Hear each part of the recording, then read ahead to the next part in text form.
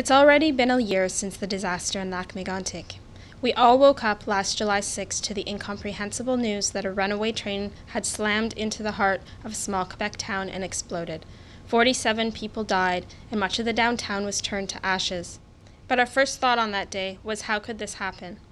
Human error no doubt played a devastating role in the tragedy, but there were also greater geopolitical and economic forces at play. Lac-Megantic opened our eyes to the fact there is an oil boom taking place in North America, and in the absence of pipeline capacity to bring it all to market, a lot of this oil is being shipped by rail. Oil shipments by rail increased a staggering 900% between 2011 and 2013.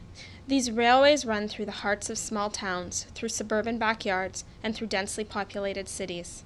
The disaster has shone a light on rail safety. We've discovered that crude fracked in North Dakota's Bakken Shield is far more volatile than previously believed. It has been reclassified for shipping purposes. We've learned that the DOT 111 tanker cars that are carrying much of this oil are not very crash resistant. 5,000 tankers have been pulled from service, and 65,000 more will be phased out or retrofitted within 3 years.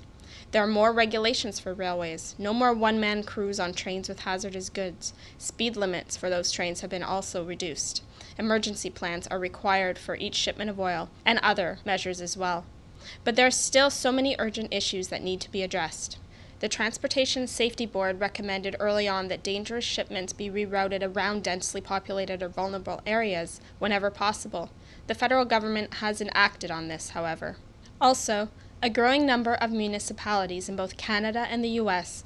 are concerned by the secrecy surrounding shipments of hazardous materials. Rail companies only disclose what materials are passing through and how much a month after the fact. Municipalities want to know this in real time so they can deal with an emergency in case one happens. We now know the Lac-Megantic catastrophe could have happened anywhere at any time, and its legacy must be that government and industry take the necessary steps to make sure it never happens again.